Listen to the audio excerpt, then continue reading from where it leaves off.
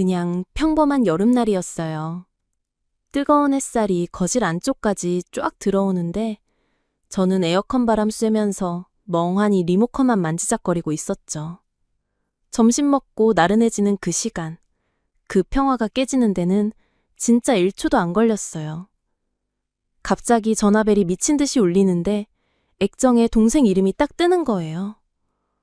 아니, 보통 낮에는 잘 연락 안 하는데. 그때부터 뭔가 잘못됐다는 이상한 예감이 온몸을 휘감기 시작했죠. 언니! 엄마가 쓰러졌어! 동생 목소리는 거의 울부짖는 소리였어요. 귓가에 그 한마디가 쾅 하고 박히는데 심장이 발끝으로 곤두박질 치는 것 같더라고요. 뭘 어떻게 해야 할지 아무 생각도 안 나고 손에 들고 있던 리모컨이 툭 하고 떨어지는 소리조차 들리지 않았어요. 눈앞이 그냥 하얘지고 온몸에 피가 싸늘하게 식는 느낌이었죠. 쓰러졌다고? 엄마가? 우리 엄마가 왜?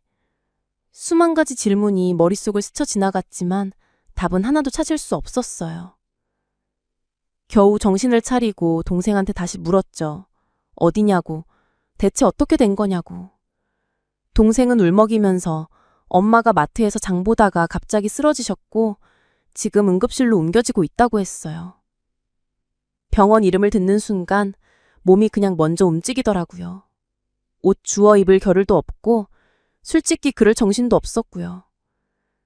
지갑이랑 휴대폰만 겨우 챙겨서 현관문을 뛰쳐나갔죠. 이마에서는 식은땀이 줄줄 흘렀지만 더위 따위는 느껴지지도 않았어요. 제 세상이 통째로 무너지는 기분이었달까. 택시를 잡아 타고 병원으로 가는 내내 심장이 진짜 롤러코스터 탄 것처럼 격렬하게 뛰었어요. 제발 아무 일 없어야 하는데. 제발. 수없이 되뇌었죠. 엄마는 저한테 그냥 엄마가 아니었거든요. 홀로 우리 자매를 키우며 평생을 고생하신 분이었고 제가 결혼하고 나서도 늘 제 편이었고 힘든 일 있을 때마다 말없이 다독여주던 유일한 버팀목이었어요. 그런 엄마가 쓰러지셨다니 믿을 수가 없었죠. 아니, 믿고 싶지 않았어요. 병원에 도착하니 응급실 앞은 이미 친척들로 발 디딜 틈도 없었어요. 이모들이랑 외삼촌, 사촌들까지 모두 얼굴에 수심이 가득했고 동생은 울다 지쳐 앉아있더라고요. 저를 보자마자 달려와서 와락 안기는데 언니, 엄마가 안 일어나! 그 말에 저도 모르게 눈물이 왈칵 쏟아져 나왔어요. 평생 눈물이라고는 보인 적 없던 제가 진짜 통제할 수 없이 흐느꼈답니다. 의료진은 친정엄마가 뇌경색으로 쓰러지셨대요. 골든타임을 놓치면 위험할 수 있다는 말에 저는 머리가 멍해졌어요. 수술이 시급하다는 말과 함께 복잡한 의학 용어들이 오갔지만 제 귀에는 아무것도 들어오지 않더라고요. 그저 수술, 위험이라는 단어만 맴돌았어요. 다급하게 수술 동의서에 사인을 하는데 손이 덜덜 떨려서 글씨조차 제대로 써지지 않았죠. 그때였어요. 문득 남편 생각이 났지 뭐예요.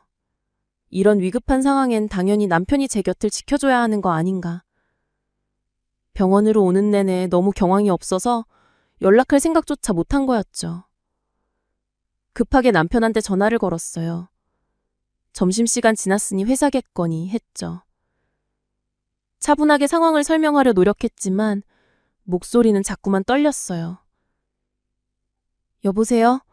나야. 지금 엄마가 쓰러져서 응급실에 와 있어. 뇌경색이래. 수술해야 한대. 당신 혹시 지금 올 수 있어? 한참을 침묵하던 남편 입에서 나온 말은 솔직히 제 귀를 의심케 했어요. 뭐? 장모님이 쓰러졌다고? 어휴, 갑자기 왜 그러셔? 하필 지금이야. 나 오늘 중요한 회의 있는데. 아니, 대체 이게 무슨 말이에요? 제 귀를 의심했어요. 엄마가 쓰러져서 사경을 헤매고 계시다는 소리를 듣고 하는 말이 하필 지금이냐는 불평이라니. 그 순간 제 속에서 진짜 무언가 확 끓어오르는 것을 느꼈어요. 피가 거꾸로 솟는 것 같았죠. 지금 그게 중요해? 엄마가 위독하시다고. 당신 아내의 엄마야. 알겠는데 내가 지금 간다고 뭐가 달라져? 의사도 아닌데? 그리고 회사 일이 얼마나 중요한데? 괜히 갔다가 팀장님한테 찍히면 어쩌려고 그래. 이따 저녁 때나 끝나고 가볼게. 전화기 너머로 들려오는 남편의 목소리는 너무나도 태연하고 이성적이었어요. 이성적? 아니, 그건 냉담함이었죠. 저와 제 가족의 고통에 완벽하게 무관심한 그냥 타인의 목소리였어요. 친정엄마가 쓰러졌다는 비보를 듣고도 당장 달려오기는커녕 자신의 회사 회의나 상사의 눈치를 걱정하는 남편이라니. 제 남편이 이런 사람이었나요? 20년 가까이 함께 살아온 제 남편이 이토록 차갑고 이기적인 사람이었단 말이에요? 그 짧은 통화는 저에게 엄청난 충격과 함께 쓰다린 깨달음을 안겨주었어요. 그동안 제가 알던 남편의 모습은 어쩌면 제가 보고 싶었던 모습이었을지도 모른다는 생각. 진짜 남편의 민낯은 이런 냉혹한 것이었음을요. 친정 식구들은 모두 걱정스러운 얼굴로 병실 앞을 지키고 있는데 정작 조엔 배우자는 자신의 안위만을 걱정하고 있었다는 사실이 너무 외롭고 비참하게 느껴졌어요. 결국 남편은 그날 병원에 오지 않았어요. 저녁이 되어서야 겨우 얼굴을 비췄는데 와서 한다는 말이 더 가관이더라고요. 장모님 괜찮으신 거야? 그래도 다행이다. 저녁도 못 먹고 이게 뭐야. 배고파 죽겠네. 마치 남의 일 말하듯 혹은 자신의 저녁 식사가 더 중요한 듯한 말투. 친정 식구들 앞에서 애써 침착한 척 했지만 제 속은 이미 부글부글 끓어올랐죠. 이후로도 남편은 변함이 없었어요. 엄마의 병실에 들르는 일은 손에 꼽을 정도였고 병원비를 보태는 일에도 시큰둥했죠. 오히려 저한테 잔소리를 하기 일쑤였어요. 맨날 병원에만 붙어있지 말고 집에도 좀 신경 써. 애들 밥은 누가 챙겨? 회사 일도 힘들어 죽겠는데 퇴근하고 오면 저녁도 없고 당신 엄마 병간호는 당신 동생들도 있잖아. 정말 기가 막혔어요. 하루 종일 병원에서 엄마를 간호하고 밤늦게 들어와 집안일까지 해야 하는 저에게 그는 단 한 번의 위로도 건네지 않았어요. 오히려 짜증 섞인 말투로 불평만 늘어놓았죠. 그의 눈에는 제가 겪는 고통이나 슬픔은 전혀 보이지 않는 듯했어요. 오로지 자신의 불편함만이 중요해 보였고요. 한 이틀 그렇게 남편에게 연락 없이 병원에만 붙어 있었어요. 엄마는 아직 의식이 완전히 돌아오지 않았고 저는 먹는 둥 마는 둥 쪽잠을 자가며 병실을 지켰죠. 수액줄이 꽂힌 엄마의 마른 손을 잡고 있으면 제 마음이 갈갈이 찢어지는 것 같았어요. 엄마는 평생 저와 동생을 위해 모든 걸 바치신 분인데 제가 지금 해드릴 수 있는 게 아무것도 없다는 사실이 너무 무력하게 느껴졌죠. 옆 침대 환자 보호자들은 남편이 밤새 간호한다느니 아들이 죽을 끓여왔는 하니 그런 이야기들을 자연스럽게 나누는데 저는 그저 고개를 숙일 수밖에 없었어요. 제 남편은요? 병원에 얼굴 비춘 게 겨우 한두 번이었고 그마저도 10분도 채 안 돼서 짜증 섞인 표정으로 돌아갔는걸요. 제가 아무리 힘들다고 이야기해도 당신이 결혼 전부터 친정 식구들 일에 너무 매달린다는 둥 오히려 저를 탓하기만 했어요. 가슴이 먹먹하고 눈물이 차올랐지만 엄마 앞에서 약한 모습을 보일 수는 없었죠. 며칠이 더 지나고 엄마는 다행히 조금씩 의식을 회복하기 시작했어요. 아주 미약하게 눈을 뜨시는데 그 모습에 저는 울컥할 수밖에 없었죠. 하지만 여전히 몸은 움직이지 못하셨고 긴 병간호가 필요하다는 의사의 말에 저는 앞으로의 막막함에 한숨이 절로 나왔어요. 그 와중에도 남편은 장모님 괜찮으시면 이제 병원에 너무 자주 가지 마. 내가 좀 불편하다. 는 말을 서슴없이 내뱉었죠. 그 말을 듣는 순간 제 인내심은 바닥을 드러내는 것 같았어요. 제가 잠시 집으로 돌아왔을 때였어요. 빨래는 산더미처럼 쌓여 있었고 아이들은 제대로 챙겨 먹지 못한 듯 시리얼 박스만 덩그러니 놓여 있죠. 남편은 소파에 누워 TV를 보고 있었고 제가 들어서자마자 아이고 이제야 오셨네. 나는 또 병원에서 주무시는 줄 알았어. 하며 비꼬듯 말하더군요. 그 말을 듣는 순간 제 안에 있던 모든 감정이 뒤섞여 폭발할 것 같았어요. 친정 엄마가 사경을 헤매는데 아내는 죽을 힘을 다해 병간호를 하는데 정작 남편은 집에서 편하게 쉬면서 불평만 늘어놓는 이 현실이 너무나도 잔인하게 느껴졌죠. 저는 그날 밤 잠 못 이루고 밤새 생각했어요. 우리가 결혼한 지 20년이 넘었는데 나는 이 사람에게 대체 어떤 존재였을까? 서로의 가족을 보듬고 함께 어려움을 헤쳐나가는 이라는 의미가 이 사람에게는 대체 무엇이었을까? 제가 친정 식구들을 위해 작은 손길이라도 내밀라 치면 늘 불평하고 못마땅해 하던 그의 얼굴이 떠올랐어요. 반대로 시드길라면 앞뒤 가리지 않고 저에게 희생을 강요하던 모습도요. 그동안 애써 외면하고 싶었던 그의 이기적인 면모가 엄마의 사고를 통해 비로소 선명하게 드러난 거죠. 제 마음속엔 깊은 골이 패이기 시작했어요. 사랑? 신뢰? 그런 것들은 이미 바다를 드러내고 있었죠. 그 자리를 채우는 것은 배신감과 함께 서늘한 분노였어요. 나는 더 이상 당신에게 기대지 않는다. 조용히 하지만 단호하게 제 자신에게 속삭였어요. 엄마의 병실 침대 옆에서 밤을 지새우며 남편의 냉담한 태도에 절망하던 그 순간들이 저를 완전히 다른 사람으로 만들고 있었던 거죠. 이제 저는 더 이상 예전의 제가 아니었어요. 앞으로 어떤 일이 벌어질지 그땐 상상조차 하지 못했지만 제 안에서 무언가 단단하게 굳어지고 있다는 것을 느꼈어요. 남편과의 관계는 돌이킬 수 없는 균열의 시작점에 서 있었고 저는 그 시작을 직감하고 있었답니다. 친정엄마의 병관으로 육체적, 정신적으로 피폐해져 갈 때였어요. 낮에는 병원에서 엄마 곁을 지키고 밤에는 집에 와서 허둥지둥 집안일을 해야 했죠. 솔직히 말해서 몸이 2개라도 모자랄 지경이었답니다. 잠은 늘 부족했고 제대로 된 끼니를 챙겨 먹는 것도 사치처럼 느껴졌어요. 병원밥도 물리고 집에서 대충 때우는 식사도 영 입맛이 없었죠. 그 와중에도 남편은 퇴근하고 돌아와서는 늘 소파에 파묻혀 TV 리모컨만 쥐고 있었어요. 제가 식탁에 차려놓은 반찬을 대충 몇 숟갈 뜨고는 밥맛 없네. 맨날 병원 타령이야. 나도 회사에서 힘들어 죽겠는데 집에서 편히 쉬고 싶다고. 라고 중얼거리는 게 일상이었죠. 그의 말 한마디 한마디가 비수처럼 박혔지만 저는 그저 참고 또 참을 뿐이었어요. 혹시라도 제가 예민하게 굴면 그는 더 심한 말을 퍼부을 게 뻔했으니까요. 그날도 그랬어요. 엄마가 겨우 의식을 회복하시긴 했지만 여전히 몸을 가누기 힘드셨고 간병인의 도움 없이는 움직이실 수 없는 상태였죠. 의사 선생님은 앞으로도 꾸준한 재활치료와 간호가 필요하다고 하셨어요. 그 말에 저는 한숨이 절로 나왔어요. 병원비도 만만치 않았고 앞으로 얼마나 더 병원에 계셔야 할지 기약이 없었으니까요. 동생과 저 둘이서 엄마 병원비를 감당하기에는 벅찼어요. 솔직히 제가 다니던 직장도 엄마 병간호 때문에 휴직 상태였으니 제 수입은 없었고요.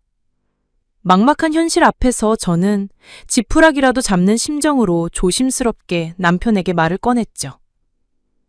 여보, 엄마 병원비가 너무 많이 나와. 우리 둘이 감당하기에는 좀... 당신이 조금이라도 보태줄 수는 없을까? 나도 엄마 병간호하느라 직장도 못 나가고 있잖아. 남편은 제 말이 끝나기도 전에 들고 있던 젓가락을 툭 하고 내려놓았어요. 그 소리가 제 심장을 쿵 하고 울리는 것 같았죠. 그리고는 저를 쳐다보지도 않고 딱 잘라 말하더군요. 내가 왜? 장모님 일인데 내가 왜 돈을 못해? 당신 엄마잖아. 저는 제 귀를 의심했어요. 아니, 내가 지금 뭘 잘못 들은 건가? 이 사람이 지금 무슨 말을 하는 거지? 뭐라고? 당신 엄마만 엄마고 내 엄마는 엄마 아니야? 우리 부부잖아. 당신이 내 남편인데 이렇게 힘들 때 모른 척하는 게 말이 돼? 제 목소리가 저도 모르게 격해졌어요. 그동안 꾹꾹 눌러왔던 울분과 서러움이 터져나오려는 순간이었죠. 제 목소리가 조금 격해지자 남편은 고개를 들고 저를 노려봤어요. 그 눈빛은 제가 평생 본 적이 없는 차갑고 싸늘한 것이었죠. 마치 제가 아주 터무니없는 요구를 한 것처럼 제가 잘못을 저지른 사람인 양 저를 비난하는 눈빛이었어요. 솔직히 말해서 당신이 친정일에 너무 매달리는 거 아니야? 결혼했으면 출가 외인인 걸 몰라? 당신은 이제 우리 집 사람이야. 당신 친정일은 당신 동생들이 알아서 해야지 왜 당신이 이렇게까지 난리법석을 떨어? 그리고 내가 언제 당신 보고 직장 그만두랬어. 당신이 알아서 병간호하겠다고 했잖아. 출가 외인. 그 단어가 제 머릿속을 맴돌았어요. 망치로 머리를 한 대 얻어 맞은 기분이었죠. 20년 가까이 함께 살아온 남편에게 저는 고작 우리 집 사람이라는 이름으로만 존재했던 건가? 제 친정은, 제 가족은 이 남자에게는 완벽한 남이었던 건가? 그동안 제가 이 결혼을 위해 바쳐온 모든 시간과 노력, 희생이 한순간에 부정당하는 느낌이었어요. 그동안 제가 이 가정을 위해, 그를 위해, 시댁을 위해 얼마나 많은 것을 포기하고 감내했는지 그 모든 것이 다 허망해지는 순간이었죠. 숨이 턱 막혔어요. 차마 아무 말도 할 수 없었죠. 그저 멍하니 남편의 싸늘한 얼굴을 바라볼 뿐이었어요. 그의 눈에는 저의 슬픔이나 고통, 절망 따위는 전혀 보이지 않는 듯 했죠. 오로지 자신의 편의와 이기심만이 가득한 눈빛이었어요. 저는 그 자리에서 얼어붙은 듯 움직일 수 없었습니다. 온몸에 소름이 돋는 것 같고 심장이 차갑게 얼어붙는 것만 같았어요. 그날 이후 저는 엄마 병간호를 하면서도 계속 그 말이 귓가에 맴돌았어요. 출가 외인. 시어머니가 가끔 저에게 며느리는 우리 집 식구니까 우리 집 일에 신경 써야지 라고 말할 때마다 남편은 그 말에 토를 달지 않았죠. 오히려 제가 친정일에 신경 쓰는 것을 목궁덩이 했고요. 그때는 그냥 그러려니 했어요. 원래 시집 오면 시댁이 우선인 게 한국 사회의 통념이라고 생각했으니까요. 하지만 제 친정엄마가 쓰러져 죽을 고비를 넘겼는데 제 남편이 저에게 출가 외인이라는 말을 내뱉는다는 것은 이건 차원이 다른 문제였어요. 그의 말은 제 존재 자체를 부정하는 것 같았으니까요. 저는 더 이상 남편을 예전처럼 볼 수 없게 됐어요. 그의 얼굴을 볼 때마다 출가 외인이라는 단어가 떠올랐고 그 단어는 저의 심장을 갈기갈기 찢어놓는 칼날처럼 느껴졌죠. 잠을 자려고 누우면 천장이 뱅글뱅글 돌았고 눈을 감으면 엄마의 병약한 얼굴과 남편의 냉정한 눈빛이 번갈아 나타났어요. 밤새 뒤척이다 겨우 잠들어도 악몽에 시달려곤 했죠. 악몽 속에서는 제가 거대한 미로에 갇혀 길을 헤매고 있었어요. 출구는 보이지 않고 사방에서 출가 외인이라는 목소리가 저를 짓누르는 듯 했습니다. 친정엄마의 병세가 차도를 보이는 동안에도 남편의 태도는 변함이 없었어요. 오히려 제가 병원에 있는 시간을 줄이라고 강요했죠. 언제까지 병원에서 살림할 거야? 애들도 당신 손길이 필요하다고. 그리고 우리 엄마도 요즘 무릎이 안 좋으시다는데 신경 좀 써드려야 하는 거 아니야? 그의 말은 마치 친정엄마의 병간호가 저의 일탈인 양 들렸어요. 자신이 아냐에게 의무를 다하고 있는 남편이 아니라 그저 저를 조종하려는 사람처럼 느껴졌죠. 그의 말은 늘 시어머니의 상태와 자신의 편의로 귀결되었어요. 우리 엄마, 우리 집, 내 불편함. 그에게는 오로지 자신과 관련된 것들만이 중요해 보였죠. 저는 그 순간 지금까지 제가 쌓아왔던 모든 감정의 탑이 와르르 무너져 내리는 것을 느꼈어요. 20년 가까이 그를 믿고 사랑하고 존중했던 모든 감정이 한순간에 제가 되어버린 거죠. 아, 이 결혼은 이미 끝났구나. 이 사람은 더 이상 나의 남편이 아니구나. 그런 생각이 머릿속을 지배했어요. 감정적으로는 이미 이혼한 상태나 다름없었죠. 그의 존재는 제 삶에 더 이상 의미가 없게 되어버린 겁니다. 겉으로는 아무렇지 않은 척 행동했어요. 남편의 말에 응, 알았어 라고 대답하고 시키는 대로 집안일을 하고 아이들을 챙겼죠. 하지만 제 속은 이미 차갑게 식어버린 지 오래였어요. 그의 존재는 더 이상 제 삶의 온기를 불어넣어주지 못했고 오히려 족쇄처럼 느껴졌어요. 그의 냉랭한 말 한마디 한마디가 제 마음속에 깊은 상처를 남겼고 그 상처들은 아물지 않고 골마 터질 준비를 하고 있었죠. 저는 매일 밤 그의 옆에 누워서도 그와 수만 광년 떨어진 것 같은 기분이었어요.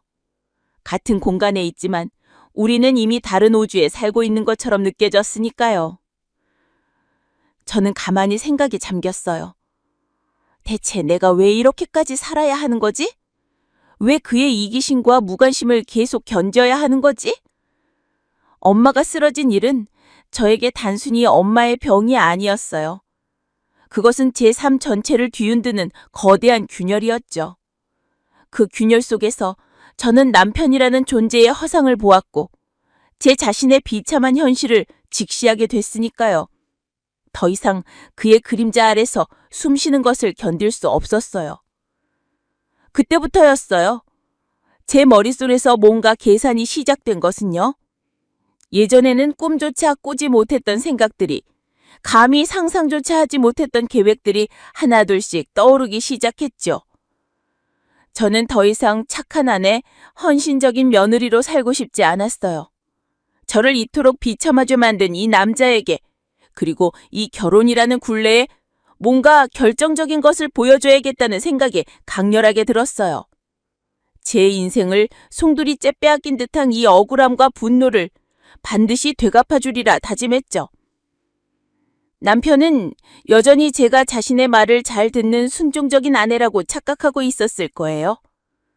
제가 밤마다 몰래 인터넷 검색을 하고 이혼 관련 법률 상담 카페를 뒤지고 재산 분할 사례를 꼼꼼히 읽어보고 있다는 사실은 꿈에도 몰랐겠죠. 그는 자신의 왕국에서 제가 여전히 그의 충실한 하인이라고 생각했을 거예요. 하지만 이미 제 마음속에는 거대한 폭풍이 일고 있었고 그 폭풍은 조용히 그리고 치밀하게 힘을 모으고 있었답니다.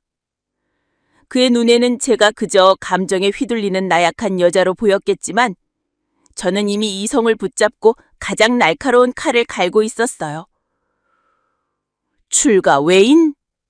저는 입술을 깨물었어요. 그래, 당신 말대로 나는 이제 당신 집의 사람이 아니야. 나는 이제 내 인생의 주인이 될 거야. 그리고 그 대가로 당신은 아주 혹독한 대가를 치르게 될 거야.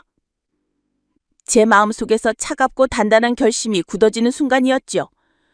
겉으로는 평온했지만 제 속에서는 이미 불꽃이 튀고 있었어요. 그것은 복수의 불꽃이었답니다. 저는 그 불꽃을 숨기기 위해 더없이 평온한 가면을 썼어요. 그의 방심을 유도해야 하니까요. 저는 더 이상 물러서지 않을 거예요. 이제는 제가 당한 만큼 되갚아줘야 한다고 생각했죠. 모든 것은 출가 외인이라는 그 한마디에서 시작된 것이었으니까요. 출가 외인. 그 단어가 제 마음에 박힌 이후로는 저는 더 이상 남편을 예전처럼 볼 수 없게 됐어요. 그의 얼굴을 볼 때마다 그 단어가 떠올랐고 그 단어는 제 심장을 갈기갈기 찢어놓는 칼날처럼 느껴졌죠. 밤마다 잠을 청해도 쉽게 잠들 수 없었어요. 천장이 뱅글뱅글 도는 것 같고 눈을 감으면 엄마의 병약한 얼굴과 남편의 냉담한 눈빛이 번갈아 나타나 저를 괴롭혔어요. 밤새 뒤척이다 겨우 잠들어도 악몽에 시달리곤 했죠. 악몽 속에서 제가 거대한 미로에 갇혀 길을 헤매고 있었어요. 출구는 보이지 않고 사방에서 출가 외인이라는 목소리가 저를 짓누르는 듯했죠. 그 목소리는 저를 옥죄고 제가 발버둥 칠수록 더 깊은 나락으로 끌어내리는 것만 같았어요. 정말이지 숨이 막혔어요. 몸은 병원에, 마음은 지옥에 있는 기분이었달까요? 친정엄마의 병세가 차도를 보이는 동안에도 남편의 태도는 변함이 없었어요. 오히려 제가 병원에 있는 시간을 줄이라고 강요했죠. 언제까지 병원에서 살림할 거야? 애들도 당신 손길이 필요하다고? 그리고 우리 엄마도 요즘 무릎이 안 좋으시다는데 신경 좀 써드려야 하는 거 아니야?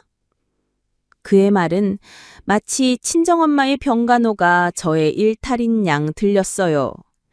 자신이 아내에게 의무를 다하고 있는 남편이 아니라 그저 저를 조종하려는 사람처럼 느껴졌죠. 그의 말은 늘 시어머니의 상태와 자신의 편의로 귀결되었어요. 우리 엄마, 우리 집, 내 불편함. 그에게는 오로지 자신과 관련된 것들만이 중요해 보였죠. 그때마다 제 속에서는 차가운 물줄기가 흐르는 듯 했어요. 점점 더 그의 존재가 소름 끼치게 느껴졌달까? 이건 좀 다른 이야기인데 제가 이런 감정을 느낄 거라고는 결혼 전에는 상상도 못했어요. 그 순간 저는 지금까지 제가 쌓아왔던 모든 감정의 탑이 와르르 무너져 내리는 것을 느꼈어요. 20년 가까이 그를 믿고 사랑하고 존중했던 모든 감정이 한순간에 제가 되어버린 거죠. 아, 이 결혼은 이미 끝났구나. 이 사람은 더 이상 나의 남편이 아니구나. 그런 생각이 머릿속을 지배했어요. 감정적으로는 이미 이혼한 상태나 다름없었죠. 그의 존재는 제 삶에 더 이상 의미가 없게 되어버린 겁니다. 그가 뱉은 출가 외인이라는 단어 하나가 제 마음속 모든 것을 산산조각낸 거였어요. 정말이지 기가 막혔죠. 겉으로는 아무렇지 않은 척 행동했어요. 남편의 말에 알았어 라고 대답하고 시키는 대로 집안일을 하고 아이들을 챙겼죠. 하지만 제 속은 이미 차갑게 식어버린 지 오래였어요. 그의 존재는 더 이상 제 삶에 온기를 불어넣어주지 못했고 오히려 족쇄처럼 느껴졌어요. 그의 냉랭한 말 한마디 한마디가 제 마음속에 깊은 상처를 남겼고 그 상처들은 아물지 않고 골마 터질 준비를 하고 있었죠. 저는 매일 밤 그의 옆에 누워서도 그와 수만 광년 떨어진 것 같은 기분이었어요. 같은 공간에 있지만 우리는 이미 다른 우주에 살고 있는 것처럼 느껴졌으니까요. 잠든 그의 얼굴을 보면서 저는 생각했어요. 당신은 나를 이렇게까지 비참하게 만들고도 편안하게 잠들 수 있구나. 당신의 세상은 그렇게 평온할 수 있구나. 그 생각이 저를 더욱 고통스럽게 만들었어요. 저는 가만히 생각에 잠겼어요. 대체 내가 왜 이렇게까지 살아야 하는 거지? 왜 그의 이기심과 무관심을 계속 견뎌야 하는 거지? 엄마가 쓰러진 일은 저에게 단순히 엄마의 병이 아니었어요. 그것은 제 삶을 전체를 뒤흔드는 거대한 균열이었죠. 그 균열 속에서 저는 남편이라는 존재의 허상을 보았고 제 자신의 비참한 현실을 직시하게 됐으니까요. 더 이상 그의 그림자 아래서 숨쉬는 것을 견딜 수 없었어요. 제 안에 무언가가 계속해서 저에게 속삭였죠. 도망쳐. 벗어나야 해. 더 이상 이렇게 살면 안 돼. 이 생각은 마치 제 안에 또 다른 제가 깨어나 외치는 소리 같았어요. 그때부터였어요. 제 머릿속에서 뭔가 계산이 시작된 것은요. 예전에는 꿈조차 꿀 수 없었던 생각들이, 감히 상상조차 하지 못했던 계획들이 하나 둘씩 떠오르기 시작했죠. 저는 더 이상 착한 아내, 헌신적인 며느리로 살고 싶지 않았어요. 저를 이토록 비참하게 만든 이 남자에게, 그리고 이 결혼이라는 굴레에 뭔가 결정적인 것을 보여줘야겠다는 생각이 강렬하게 들었어요. 제 인생을 송두리째 빼앗긴 듯한 이 억울함과 분노를 반드시 되갚아주리라 다짐했죠. 단순히 이혼으로 끝낼 수 없는 뭔가 통쾌하고 시원한 복수를 꿈꾸기 시작했어요. 저는 그날부터 은밀하게 움직이기 시작했어요. 먼저 인터넷을 통해 이혼 관련 법률 정보를 찾아보기 시작했죠. 재산 분할, 위자료, 양육권 같은 단어들을 검색창에 입력하며 수많은 글들을 내려 읽었어요. 주변 사람들에게는 티내지 않으려고 더욱 평온한 얼굴을 가장했죠. 남편은 제가 여전히 자신에게 순종적인 아내라고 착각하고 있었을 거예요.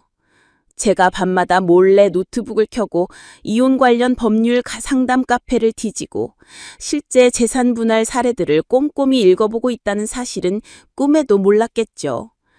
그는 자신의 왕국에서 제가 여전히 그의 충실한 하인이라고 생각했을 거예요. 아니, 글쎄, 정말이지 어처구니가 없죠. 저는 그의 재산 상황을 파악하기 시작했어요. 통장 내역, 주식 계좌, 부동산 등기부 등본까지 제가 접근할 수 있는 모든 정보를 조용히 모았죠. 평소에는 신경 쓰지 않던 것들이 하나둘씩 눈에 들어오기 시작했어요. 남편 명의에 된 비상금 계좌라든지 숨겨둔 투자 내역 같은 것들이요. 그때마다 제 분노는 더욱 커졌어요. 제가 친정엄마의 병원비 때문에 애를 태우고 있을 때 그는 자기 재산을 불리기에만 급급했던 거였으니까요. 생각할수록 치가 떨렸어요. 이 사람에게는 저나 제 가족의 고통은 안중에도 없다는 걸 다시금 알게 되는 순간들이었어요. 정말이지 그때 저의 감정은 논리를 압도하는 순간이었답니다. 친정엄마는 다행히 퇴원하셨지만 여전히 거동이 불편하셨어요. 저는 낮에는 엄마 집으로 가서 간병인을 도와 엄마를 보살피고 저녁에는 제 집으로 돌아와 남편과 아이들을 챙겼죠. 그 모든 과정이 고통스러웠지만 저는 이를 악물었어요. 이 모든 고통은 제가 그에게 대갚아줄 복수의 정당성을 부여하는 증거라고 생각했으니까요. 제가 겪은 고통만큼 그에게도 똑같이 고통을 안겨주고 싶었어요. 복수심은 저의 유일한 원동력이자 저를 움직이게 하는 가장 강력한 힘이 되었죠. 제 마음속에서는 이미 남편과의 관계가 완전히 단절된 상태였어요. 그는 더 이상 저에게 사랑하는 남편이 아니었죠. 그저 복수의 대상, 제 삶에서 완전히 지워버려야 할 존재가 되어버린 겁니다. 그의 눈에는 제가 그저 감정에 휘둘리는 나약한 여자로 보였겠지만 저는 이미 이성을 붙잡고 가장 날카로운 칼을 갈고 있었어요. 제 안에 단단하게 굳어진 복수심은 차가운 이성과 결합하여 치밀한 계획을 세우게 했죠. 저는 때로는 확신에 차서 때로는 망설이는 듯 행동하며 제 본심을 감췄답니다. 출가 외인이라. 저는 입술을 깨물었어요. 그래, 당신 말대로 나는 이제 당신 집의 사람이 아니야. 나는 이제 내 인생의 주인이 될 거야. 그리고 그 대가로 당신은 아주 혹독한 대가를 치르게 될 거야. 제 마음속에서 차갑고 단단한 결심이 굳어지는 순간이었죠. 겉으로는 평온했지만 제 속에서는 이미 불꽃이 튀고 있었어요. 그것은 복수의 불꽃이었답니다. 저는 그 불꽃을 숨기기 위해 더없이 평온한 가면을 썼어요. 그의 방심을 유도해야 했으니까요. 저는 더 이상 물러서지 않을 거예요. 이제는 제가 당한 만큼 되갚아줄 차례라고 생각했죠. 모든 것은 출가 외인이라는 그 한마디에서 시작된 것이었으니까요. 그리고 저는 알고 있었어요. 이 복수가 끝나면 저는 비로소 진정한 자유를 얻게 될 것이라는 것을요. 이 모든 과정이 저를 더 단단하고 강한 사람으로 만들 것이라는 확신이 들었어요. 시간은 흐르고 무더운 여름이 다시 찾아왔어요. 푹푹 찌는 날씨는 제 마음속의 분노처럼 뜨겁게 달아올랐죠. 친정엄마는 재활치료 덕분에 많이 좋아지셨지만 여전히 불편한 몸으로 힘든 시간을 보내고 계셨어요. 저는 그런 엄마를 보면서 남편의 출가 외인 발언을 잊을 수 없었죠. 그 말은 제 가슴에 박힌 못처럼 저를 계속 아프게 했고 동시에 복수심을 불태우는 연료가 되었어요. 겉으로는 평범한 일상을 사는 것처럼 보였지만 제 마음속에는 이미 거대한 계획이 자리 잡고 있었답니다. 그날은 유난히 더웠어요. 에어컨 없이는 단 1분도 버티기 힘들 지경이었죠. 오후 늦게 휴대폰이 울렸는데 발신인은 시어머니였어요. 시어머니는 평소에도 제가 마음에 안 드는 일이 있으면 저한테 직접 전화하지 않고 꼭 남편을 통해서 압력을 넣는 분이셔서 시어머니한테 직접 전화가 오는 일은 흔치 않았죠. 뭔가 심상치 않다는 예감이 들었어요. 아가 큰일 났다. 우리 아범이 쓰러졌다. 시어머니의 다급한 목소리에 저는 순간 귀를 의심했어요. 아범? 남편이 쓰러졌다고? 아니 멀쩡하게 회사에 간 사람이 왜? 놀란 가슴을 부여잡고 다시 물으려는데 시어머니는 계속 말을 이었어요. 아니, 아범이 아니라 내가 쓰러졌다 아가. 아우, 이놈의 더위가 사람 참네 사람 잡아. 머리가 깨질 것 같고 정신이 하나도 없어. 지금 땀을 비워도 틀리는데 당장 누가 와서 나 좀 살려줘야 할 판이다. 아우, 남편이 아니라 시어머니가 쓰러지셨다는 거였어요. 순간 안도감이 들면서도 어딘가 모르게 씁쓸한 기분이 들더군요. 남편이 쓰러졌다는 말에는 심장이 철렁했지만 시어머니라는 말에는 솔직히 제 마음이 그렇게까지 요동치지는 않았어요. 저도 참 독해졌다고 생각했죠. 그동안 그분에게 당한 서러움이 얼마나 많았던가. 시어머니는 연신 앓는 소리를 해드셨어요. 아이고 아가, 이 더위에 내가 죽는다고 죽어. 땀이 너무 나서 기운이 하나도 없어. 뭘 좀 시원하게 해주던가. 아범은 회사라 오지도 못하고 네가 와서 나 좀 살려줘야 하지 않겠니? 며느리밖에 없다 정말. 저는 순간 친정엄마가 쓰러지셨을 때 남편이 했던 말이 떠올랐어요. 내가 왜? 당신 엄마잖아. 내가 간다고 뭐가 달라져. 회사 일이 얼마나 중요한데. 그의 냉정하고 이기적인 목소리가 귓가에 선명하게 울리는 듯 했죠. 그리고는 곧바로 시어머니에게서 온 전화와 비교가 되더군요. 친정엄마는 뇌경색으로 사경을 헤맸는데도 남편은 꿈쩍도 안 했으면서 시어머니가 더위 먹었다는 이유로 저에게 당장 와달라고 하는 이 상황이 너무나도 역설적이었어요. 정말이지 기가 막혀서 헛웃음이 나오더군요. 네, 어머님, 알겠습니다. 지금 바로 갈게요. 저는 차분하게 대답했어요. 물론 제 속은 전혀 차분하지 않았죠. 왔구나. 드디어 올 것이 왔구나 하는 생각이 들었어요. 이 모든 상황이 제게는 기회처럼 느껴졌으니까요. 남편과 시댁에게 제가 겪었던 고통을 고스란히 돌려줄 완벽한 기회가. 시댁으로 향하는 발걸음은 가벼웠어요. 평소 시댁 가는 길은 마치 끌려가는 죄인처럼 무겁고 불쾌했죠. 하지만 그날은 달랐어요. 제 머릿속은 복잡한 계획들로 가득 차 있었고 심장은 비장한 각오로 뛰고 있었어요. 더위 사냥이라. 좋아, 내가 진짜 더위 사냥을 보여주지. 시댁 문을 열고 들어서니 에어컨은커녕 선풍기조차 틀어져 있지 않았어요.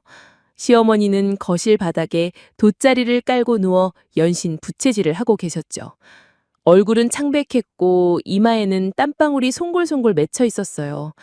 옆에는 얼음물이 담긴 컵이 놓여 있었지만 제대로 드시지도 못한 모양이었어요. 아이고 아가, 이제야 왔니? 내가 죽는다 죽어. 온몸에 기운이 하나도 없어. 땀을 너무 많이 흘려서 옷이 다 젖었더. 시어머니는 저를 보자마자 과장된 몸짓으로 앓는 소리를 하셨어요. 저는 겉으로 걱정스러운 표정을 지으며 다가갔죠. 어머님, 괜찮으세요? 병원에는 안 가보셨어요? 병원 갈 기운이 어딨어. 아범도 없고. 아휴, 내가 이 나이에 누구한테 의지하겠니? 너밖에 없다 아가. 어서 시원한 것 좀 해다오. 얼음물이라도 좋으니. 저는 잠시 고민했어요.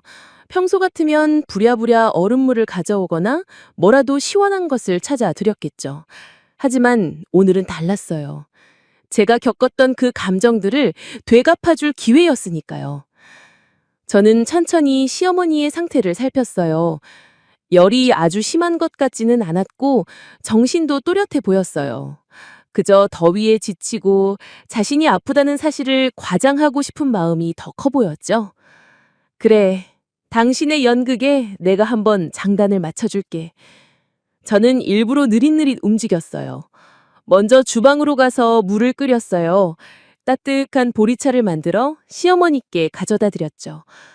어머님, 더위 먹었을 때는 찬물보다 따뜻한 물을 마셔서 속을 데우는 게 좋대요. 기운 차리세요.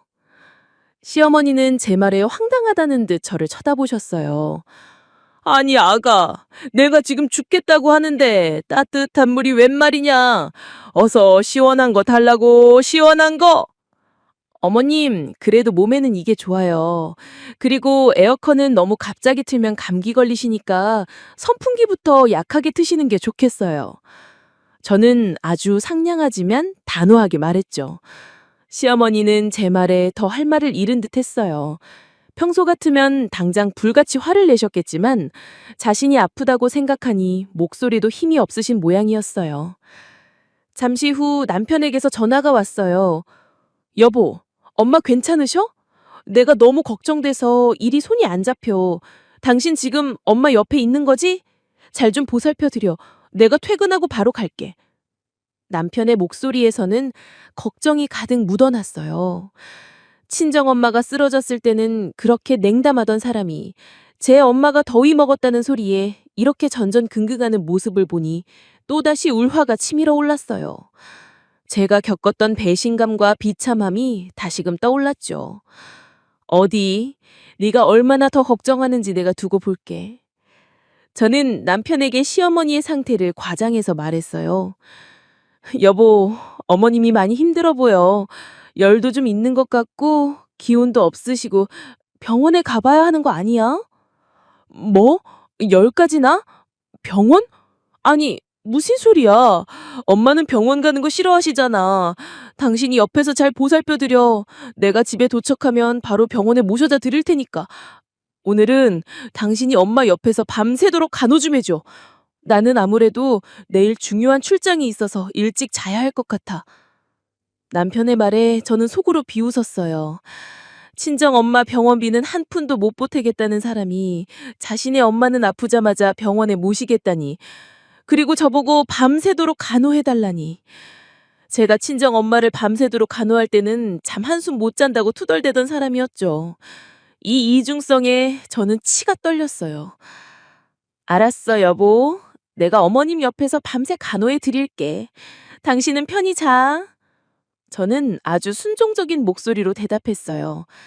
남편은 제가 자신의 말을 잘 듣는다고 생각했겠죠. 전화를 끊고 시어머니 옆에 앉았어요. 시어머니는 제가 따뜻한 보리차를 가져다 준 이후로 계속 칭얼거리고 계셨어요. 저는 그런 시어머니를 보면서 제 머릿속 계획을 다듬었죠.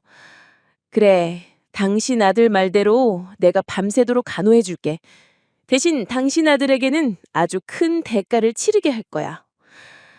그날 밤 저는 시어머니 옆에서 밤을 지새웠어요. 물론 잠을 자지 않은 것은 아니었지만 시어머니가 불편해하실 때마다 옆에서 필요한 것을 챙겨드렸죠. 시어머니는 중간중간 깨어나 저를 불렀고 저는 그때마다 마지못해 일어나는 척하며 물을 떠다 드리거나 부채질을 해드렸어요. 사실 그분은 그 정도까지 아픈 상황은 아니었어요. 그저 이 더위에 짜증나고 아들 대신 며느리에게 온갖 투정을 부리고 싶은 거죠. 저는 시어머니가 주무시는 척 할 때마다 휴대폰을 꺼내 몰래 사진을 찍었어요. 어지러진 거실, 제대로 치워지지 않은 부엌, 그리고 땀 흘려 누워 계시는 시어머니의 모습까지 나중에 필요한 증거가 될 수 있을 것 같아서 저는 더욱 치밀해졌어요. 밤이 깊어질수록 시어머니의 칭얼거림은 줄어들었고 이내 코 고는 소리가 들려왔어요.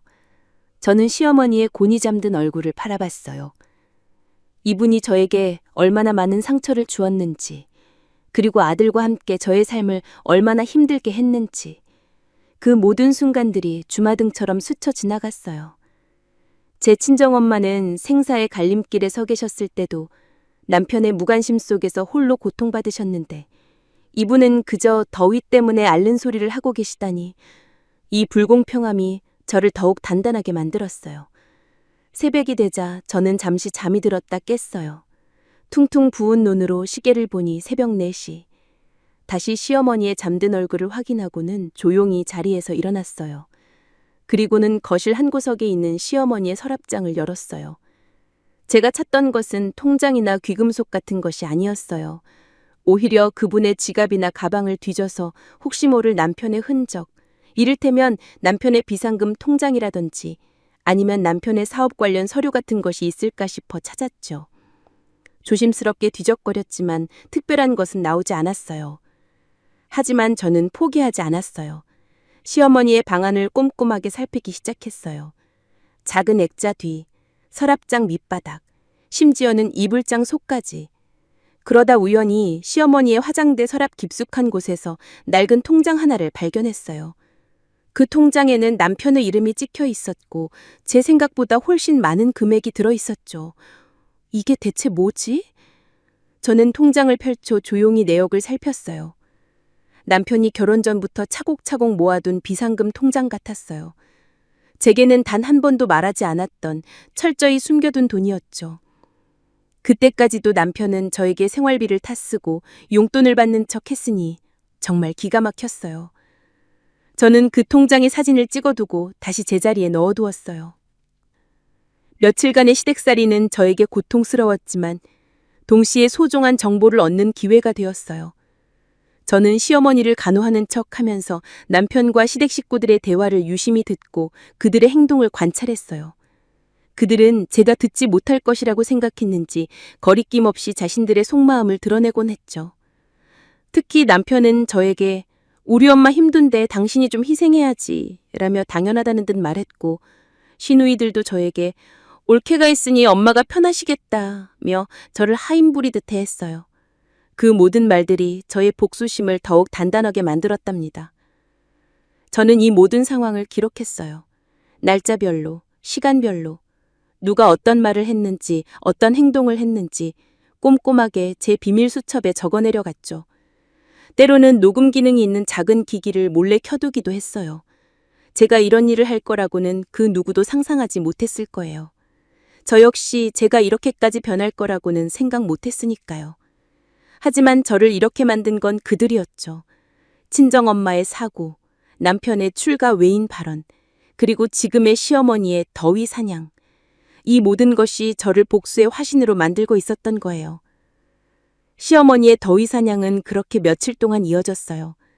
남편은 퇴근하고 오면 잠시 들렀다 가기 일쑤였고 제가 시어머니 곁을 지키는 동안에도 시어머니는 계속 저에게 칭얼거렸죠. 하지만 저는 겉으론 웃었고 속으로는 칼을 갈았어요.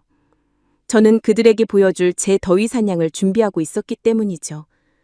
그들의 이중성과 이기심이 최고조에 달했을 때 저는 가장 통쾌한 방식으로 그들의 인생을 나락으로 보낼 준비를 차곡차곡 해나가고 있었답니다.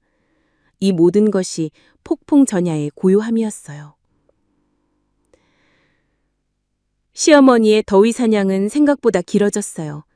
사실 심하게 아프신 것도 아니었는데 남편은 무슨 큰 병이라도 얻은 것처럼 호들갑을 떨었죠.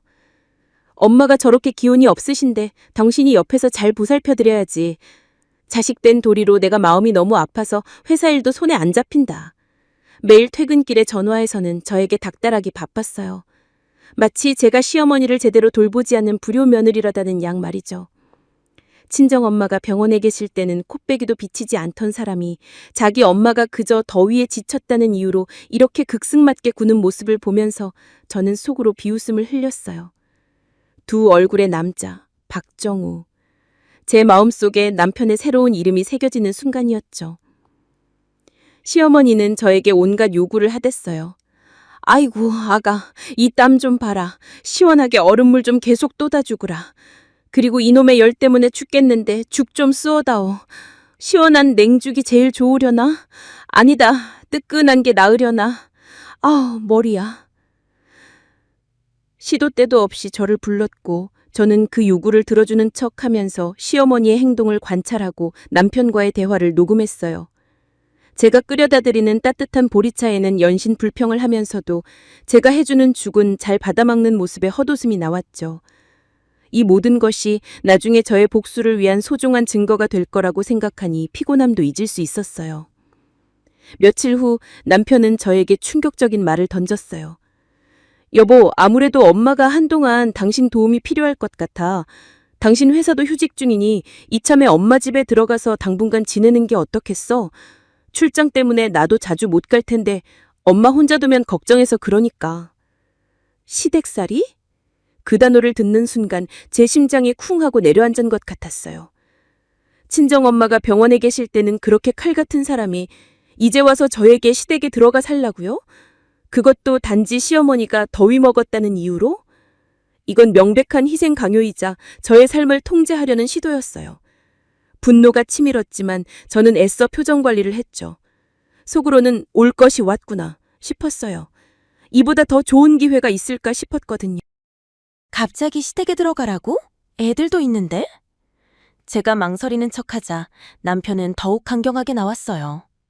애들은 잠시 친정엄마한테 맡기든가 아니면 당신 동생한테 부탁해. 엄마가 지금 많이 위독하시단 말이야. 우리 엄마가 쓰러지셨는데 며느리 된 도리로 그것도 못해줘? 당신 너무 이기적인 거 아냐? 위독하시다는 말에 저는 코웃음을 쳤어요. 친정엄마가 진짜 위독하셨을 때는 입 꼭 닫고 외면하던 사람이, 그리고 이기적이라니. 누가 누구더러 이기적이라는 건지. 저는 그 순간 남편의 이중적인 모습에 환멸을 느꼈어요. 하지만 동시에 이 상황이 저에게 더 많은 패를 쥐어줄 기회라고 판단했죠. 알겠어요, 여보. 어머님이 많이 힘드시면 제가 옆에서 간호해드려야죠. 애들은 잠시 친정엄마께 부탁하고 제가 시댁에 들어가서 어머님을 보살펴 드릴게요. 저는 아주 순종적인 목소리로 대답했어요. 남편은 제가 쉽게 승낙하자 만족스러운 듯 씩 웃더군요. 그 웃음이 제 눈에는 너무나도 가증스럽게 보였어요. 그래, 실컷 웃어도 그 웃음이 언제까지 갈지 내가 똑똑히 보여줄 테니까. 다음 날 저는 아이들을 친정엄마께 맡기고 시댁으로 향했어요. 짐을 싸면서도 마음이 착잡했지만 동시에 비장한 각오가 들었어요. 마치 적진으로 잠입하는 스파이처럼 말이죠. 시댁 문을 열고 들어서자마자 시어머니는 저를 반겼어요. 아이고 아가, 네가 오니 이제야 살 것 같구나. 역시 며느리밖에 없어. 네가 우리 아범을 잘 만난 덕이다. 그 말에 저는 속으로 욕을 내뱉었어요. 제가 잘 만난 덕이라고요? 당신 아들 때문에 제가 지금 얼마나 피눈물을 흘리고 있는데. 시댁살이는 지옥과도 같았어요. 시어머니는 제가 옆에 있으니 더 기고만장해졌어요. 아침에 눈 떠자마자 저를 불러 온갖 심부름을 시켰고 식사 준비부터 설거지, 빨래, 청소까지 모든 것을 저에게 떠넘겼죠. 아이고, 내가 몸이 안 좋아서 말이다. 아가, 저것도 좀 해다오. 이것도 좀 해다오. 더위 사냥이라는 핑계로 하루 종일 누워 계시면서 저에게 온갖 시중을 들게 했어요. 남편은 퇴근하고 오면 시어머니 옆에 앉아 저에게 훈계하기 바빴어요. 여보, 엄마가 저렇게 힘드신데 당신이 좀 더 살뜰하게 챙겨드려야지. 아침 식사는 왜 이렇게 늦게 차려? 엄마가 드시고 싶어하는 것도 없었대. 다음부터는 엄마 입맛에 맞는 걸로 신경 써서 해드려. 제가 하루 종일 시어머니 수발을 들고 집안일을 해도 남편의 눈에는 늘 부족해 보였어요. 그에게는 오로지 엄마의 편의만이 중요했으니까요. 시누이들도 마찬가지였어요. 가끔 시댁에 들어서는 저에게 한마디씩 던졌죠. 옳게, 엄마가 요즘 몸이 안 좋으시니 너가 더 고생이 많겠다. 그래도 며느리 도리가 중요하지 않겠어? 위로하는 척하면서 저의 희생을 당연시하는 그들의 태도에 저는 우라통이 터졌어요. 제가 친정엄마 간병할 때는 위로 한마디 없던 그들이 자기들 엄마 아프다고 제게 온갖 것을 요구하는 모습에 저는 이를 갈았어요. 이 집안 사람들 정말이지 가관이구나. 저는 시댁에서 지내는 동안 더욱 치밀하게 움직였어요. 시어머니가 잠든 틈을 타 집안 곳곳을 살폈죠. 며느리로서 시댁 집안의 재산 상황을 파악하는 것은 결코 쉬운 일이 아니었어요. 하지만 저는 주방 서랍년, 거실 장은년, 심지어는 시어머니의 옷장까지 뒤져가며 통장이나 서류 같은 것을 찾았죠. 그러다 우연히 오래된 앨범 속에서 남편이 젊었을 때 찍은 사진들과 함께 낡은 서류철 하나를 발견했어요. 그 안에는 남편의 과거 투자 내역과 함께 시댁 명의로 된 비공식적인 땅 문서 같은 것들이 끼어져 있었죠. 이게 뭐지? 저는 조용히 사진을 찍어두고 내용을 꼼꼼히 메모했어요. 특히 남편이 시어머니에게 유독 약한 모습을 보이는 것을 이용했어요. 남편이 퇴근하고 돌아오면 시어머니는 저에게 이런저런 불만을 늘어놓았곤 했죠. 아범, 아가가 아침에 죽을 너무 싱겁게 끓여왔다. 내가 어제 밤새 잠도 못 잤는데 영 기운이 안 난다. 그러면 남편은 저에게 눈을 흘기며 여보, 엄마가 힘드시다잖아. 왜 엄마 신경을 안 써드려? 하고 저를 혼냈죠. 저는 그때마다 고개를 숙이고 죄송합니다, 어머님. 다음부터는 더 신경 쓸게요. 라고 대답했어요. 그들은 제가 순순히 사과하는 것을 보며 제가 여전히 그들의 통제 아래 있다고 생각했을 거예요. 하지만 저는 그들이 보지 않는 곳에서 제 계획을 착실히 실행하고 있었죠. 매일 밤 시어머니가 잠든 후 저는 조용히 노트북을 켰어요. 낮에 확보한 남편의 비상금 통장 내역, 시댁 명의의 땅 문서 사진 등을 보며 법률 전문가에게 보낼 자료를 정리했어요. 변호사 사무실에 익명으로 문의 메일을 보내기도 하고 인터넷 법률 카페에 글을 남겨 조언을 구하기도 했죠. 그들은 제가 밤마다 이런 치밀한 일을 하고 있다는 것을 상상조차 못했을 거예요. 저의 고통이 깊어질수록 저의 복수심은 더욱 선명하고 단단해졌죠. 시댁살이를 하는 동안 저는 그들의 민낯을 아주 가까이서 볼 수 있었어요. 남편은 오로지 자신의 엄마만을 위한 아들이었고 시어머니는 며느리를 하인처럼 부리는 아나무인이었죠. 시누이들은 자기 부모에게는 극진하면서도 저에게는 단 한 번의 진심 어린 걱정이나 공감도 보여주지 않았어요. 저는 그들의 이기심과 무례함에 치를 떨었지만 동시에 그래, 이 모든 것이 나중에 너희에게 돌아갈 거야 라고 되뇌이며 인내했어요. 어느 날 저녁 남편이 제게 와서 이렇게 말했어요. 여보, 엄마가 계속 당신 옆에 있어달라고 하시네. 아무래도 엄마가 완전히 회복될 때까지는 시댁에 계속 머물러 줘야 할 것 같아. 당신이 있으면 엄마가 안심하신대. 그는 마치 큰 은혜라도 베푸는 양 말했지만 저는 속으로 냉소를 보냈어요. 나를 여기에 가둬두고 당신 엄마 간병인으로 쓰겠다는 거구나. 착각하지 마. 나는 당신들의 하인이 아니야. 저는 겉으로는 고개를 끄덕였지만 제 마음속에는 거대한 불길이 타오르고 있었어요. 이 시댁살이는 저의 마지막 퍼즐 조각을 맞춰주는 시간이었어요. 그들의 모든 언행이 저의 복수를 위한 완벽한 명분이 되었죠. 저는 이곳에서 얻은 정보를 바탕으로 더욱 강력하고 치밀한 복수 계획을 완성해 나갔답니다. 시어머니의 더위 사냥은 남편과 시댁의 민낯을 제게 고스란히 드러내 보였고 저는 그 민낯을 세상에 공개할 준비를 조용히 하지만 확실하게 하고 있었어요. 폭풍 전야. 고요한 밤이 깊어갈수록 저의 복수는 더욱 가까워지고 있었답니다. 시댁살이를 끝내고 집으로 돌아온 저는 겉으로는 평소와 다름없는 일상을 이어갔어요. 하지만 제 마음속에는 이미 거대한 복수의 서막이 오르고 있었죠. 시댁에서 얻은 정보들과 그들의 민낯은 저의 결심을 더욱 확고하게 만들었으니까요. 남편은 제가 순순히 시댁살이를 마치고 돌아오자 자신의 뜻대로 모든 것이 흘러간다고 생각하는 눈치였어요. 그는 여전히 저를 자신 마음대로 휘두를 수 있는 아내로 착각하고 있었죠. 하지만 저는 더 이상 예전의 제가 아니었어요. 집으로 돌아온 첫날 밤, 아이들이 잠든 것을 확인하고 저는 조용히 노트북을 켰어요. 제 손안에는 시어머니의 화장대 서랍에서 몰래 찍어둔 남편 명의의 비상금 통장 사진, 그리고 앨범 속에서 발견한 낡은 서류철 속 시댁 명의의 땅 문서 사진들이 고스란히 담겨 있었죠. 저는 그동안 모아두었던 남편의 언행에 대한 기록, 즉 친정엄마 간병을 외면했던 순간, 출가 외인 발언, 시어머니의 더위 사냥 당시 남편의 이중적인 태도와 시댁 식구들의 무례한 말들까지 모든 것을 날짜와 함께 꼼꼼하게 정리했어요. 이것들은 모두 앞으로 제가 펼칠 조용한 복수의 강력한 증거가 될 것이니까요. 가장 먼저 한 일은 법률 전문가를 찾아가는 것이었어요. 인터넷으로 미리 알아본 몇 군데의 변호사 사무실 중 여성 전문 변호사가 있는 곳으로 선택했죠. 남편 몰래 시간을 내야 했기 때문에 아이들 학교 보내고 남편이 회사에 출근한 낮 시간을 이용했어요. 지하철을 타고 변호사 사무실로 향하는 동안 제 심장은 불안감과 동시에 알 수 없는 설렘으로 뛰었어요. 이 길이 제 인생의 새로운 시작을 알리는 길이라는 직감이 들었거든요. 변호사 사무실에 들어서자 깔끔하고 차분한 분위기가 저를 맞이해줬어요. 젊은 여성 변호사님은 저의 이야기를 꼼꼼하게 경청해 주셨죠.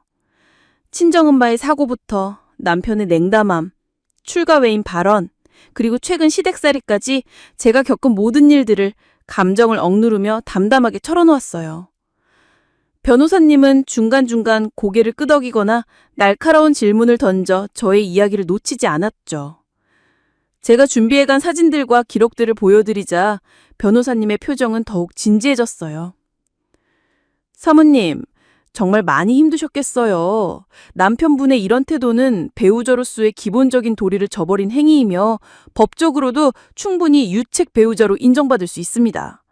특히 출가 외인 발언이나 친정 가족에 대한 무관심, 그리고 시댁과 친정의 차별적인 대우는 이혼 사유는 물론 위자료 청구에도 유리하게 작용할 수 있습니다. 변호사님의 명쾌한 설명에 제 마음은 한결 놓였어요. 그동안 혼자 끙끙 앓으며 고민했던 문제들이 실타리처럼 풀리는 기분이었죠. 저는 남편의 비상금 통장과 시댁 명의의 땅 문서 사진들을 보여드렸어요. 변호사님은 눈을 빛내며 이것들은 재산 분할에 아주 중요한 자료가 될 수 있습니다. 남편분이 그동안 재산을 은닉한 정황으로 볼 수 있거든요. 라고 말씀하셨죠. 그 말에 저는 속으로 크자를 불렀어요. 그래, 당신의 그 비열한 행동들이 결국 당신 발목을 잡게 될 거야. 변호사님과의 상담은 1시간 넘게 이어졌어요. 이혼 소송 절차, 재산 분할의 법적 기준, 위자료 청구 가능성, 그리고 양육권 문제까지 제가 궁금했던 모든 것을 자세히 설명해 주셨죠.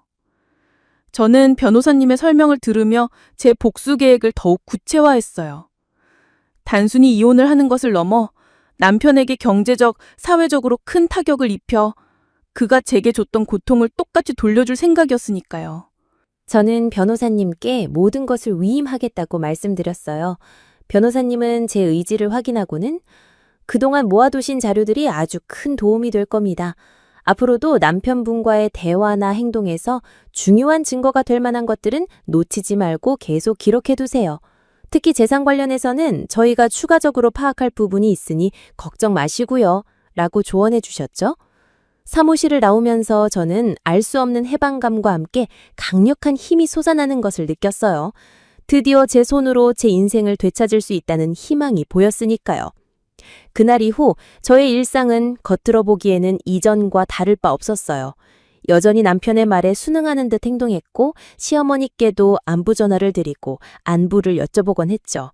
남편은 제가 예전처럼 돌아왔다고 생각하는지 가끔씩 역시 당신이 최고야. 우리 엄마도 당신밖에 없다고 하시더라. 같은 말을 하며 저를 취해 세웠어요. 그 말을 들을 때마다 저는 속으로 비웃었어요. 내가 최고? 그래, 당신 인생을 나락으로 보낼 최고의 복수를 보여줄 테니 기대해. 하지만 제 속으로는 매일 밤 치열한 싸움을 벌였어요. 남편이 잠들면 저는 조용히 안방을 나와 작은 방으로 향했죠. 그리고는 제가 발견한 남편의 비상금 통장과 시댁 명의의 땅 문서 사진들을 다시 확인했어요. 변호사님과 상의하여 추가적으로 필요한 자료들을 정리했고 남편 몰래 은행에 가서 금융정보 조회를 신청하기도 했죠. 물론 남편 몰래 진행해야 하는 일들이었기에 들키지 않으려 엄청나게 조심했어요. 때로는 가슴이 조마조마해서 손에 땀이 나기도 했지만 복수를 향한 제 의지는 그 어떤 두려움도 이겨낼 만큼 강했어요. 남편은 자신이 벌어오는 돈이 전부라고 생각하는 듯 했어요. 제가 집안 살림을 하고 아이들을 키우는 동안 그가 얼마나 많은 재산을 축적했는지 그리고 그중 얼마를 숨겨두었는지 저는 자세히 알지 못했죠. 하지만 변호사님의 도움을 받아 그의 숨겨진 재산을 추적하기 시작했어요. 금융기관 조회는 물론 주변 지인들을 통해 남편의 투자 정보나 재산 현황을 은밀하게 파악했죠. 이 과정에서 남편이 저에게는 말하지 않았던 주식 투자 계좌라든지 비트코인 같은 가상화폐 투자 내역까지 발견하게 되었어요. 정말이지 뒤통수를 세게 얻어맞은 기분이었죠. 저와 아이들을 위한 미래는 외면하고 자신의 쾌락과 욕심을 채우는 데만 급급했던 그의 이기심에 저는 다시금 분노를 느꼈어요. 그리고 저는 남편에게 심증을 남기기 시작했어요. 갑자기 제가 남편의 휴대폰을 보거나 서랍을 뒤적거리는 척하는 행동을 몇 번 보여줬죠. 그가 저를 의심하기 시작하면 저의 계획이 탄로날 수도 있었지만 반대로 그가 불안해하고 초조해하는 모습을 보는 것이 저에게는 또 다른 쾌감이었으니까요. 남편은 제가 그런 행동을 할 때마다 뭘 그렇게 뒤져? 하고 신경질적으로 반응하곤 했어요. 그때마다 저는 아무것도 아니라는 듯 웃어넘겼죠. 그가 저를 만만하게 볼수록 제가 준비한 칼날은 더욱 날카로워질 거라는 확신이 들었어요. 때로는 그가 잠든 사이 몰래 그의 휴대폰을 확인하기도 했어요.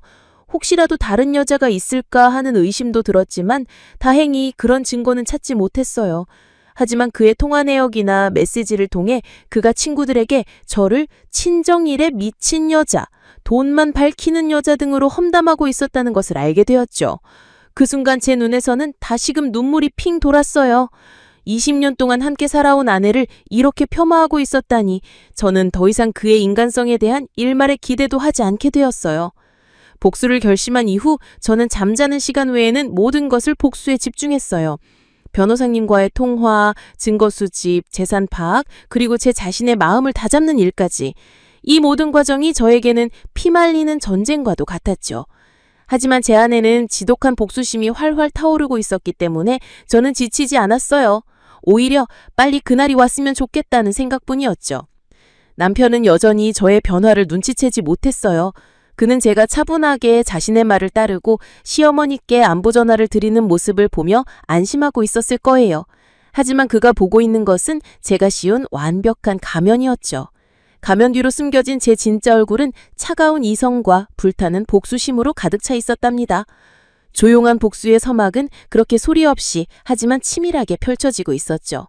모든 준비가 끝나면 저는 누구도 예상치 못한 방식으로 그의 인생을 송두리째 뒤흔들 생각이었어요.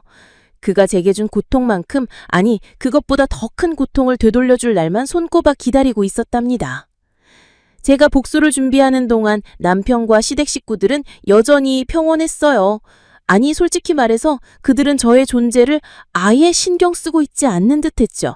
남편은 퇴근하고 오면 소파에 누워 휴대폰 게임을 하거나 시어머니께 전화해서 엄마 오늘 뭐 힘든 일 없었어? 우리 마누라가 잘 챙겨줘?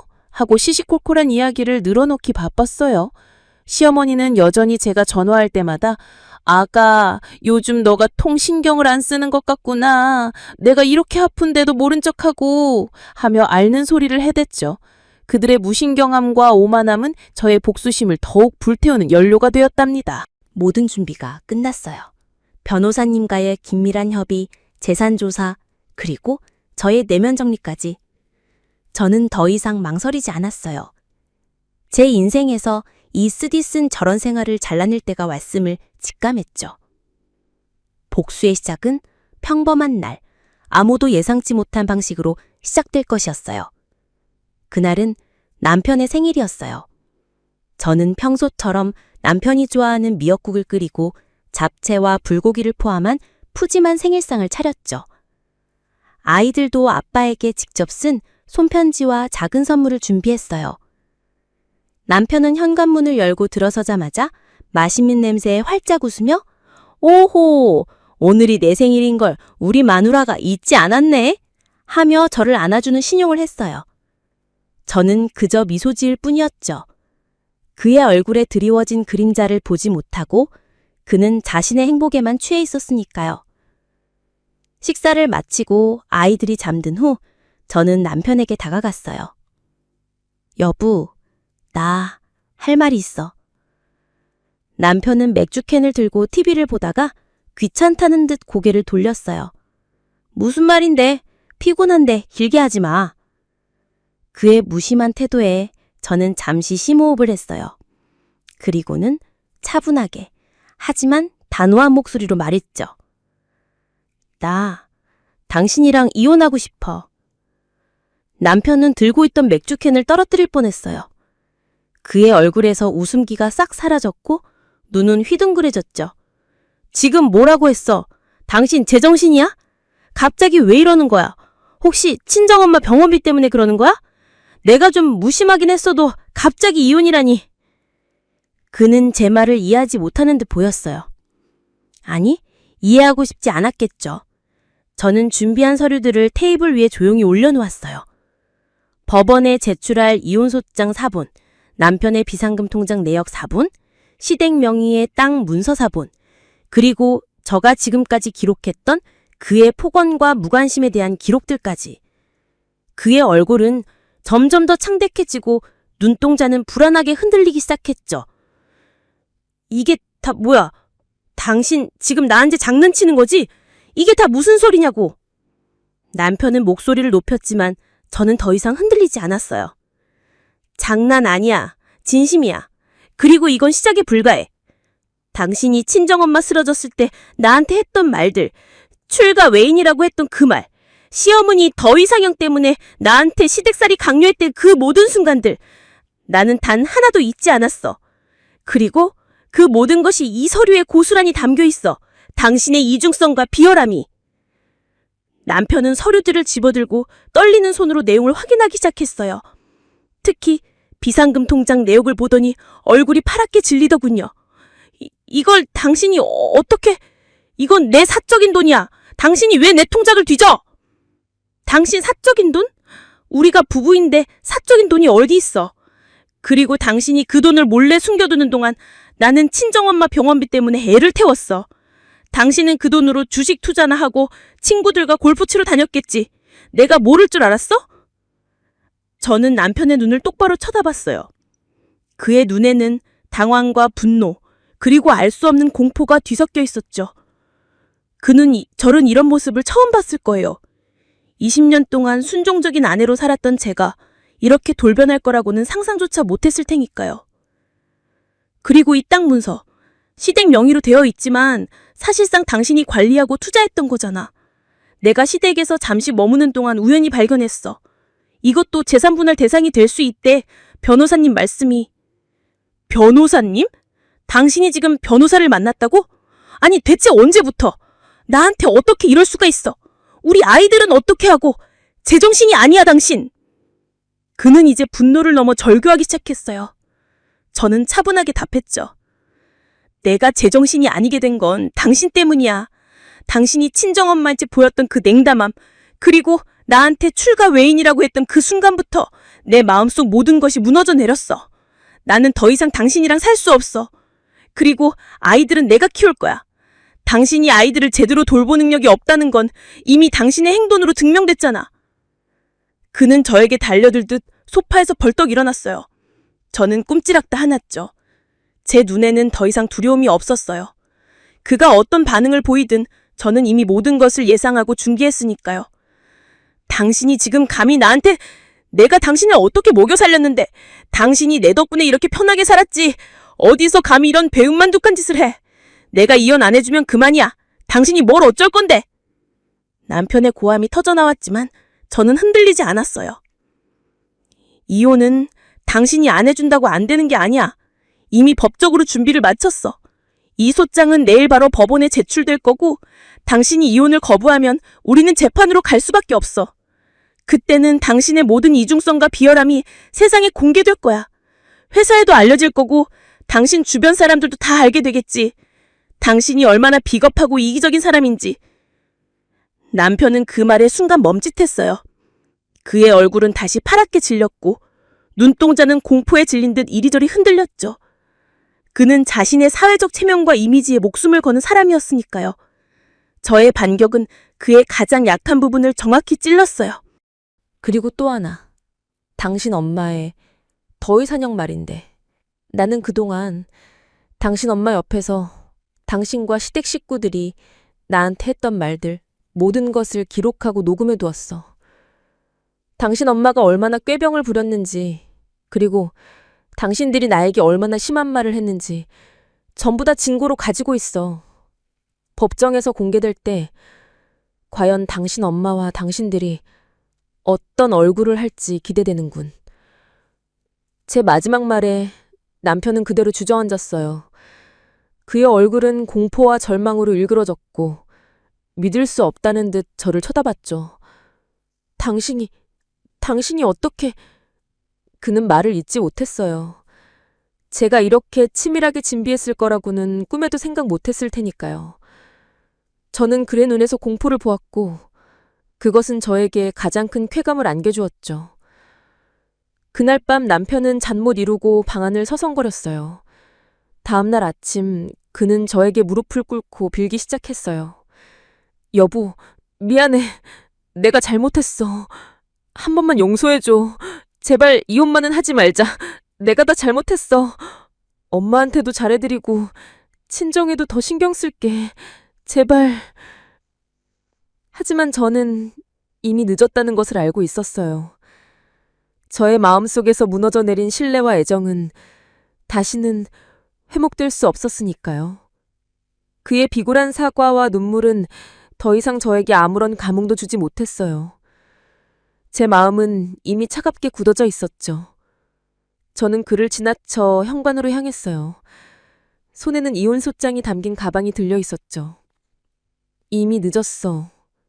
당신이 나한테 출과 외인이라고 했던 순간 내 마음속에선 당신은 이미 죽은 사람이었어. 이제 당신의 차례야. 내가 당한 만큼 돌려받을 시간이야. 저는 그렇게 남편의 생일날 누구도 예상치 못한 방식으로 저의 복수를 시작했어요.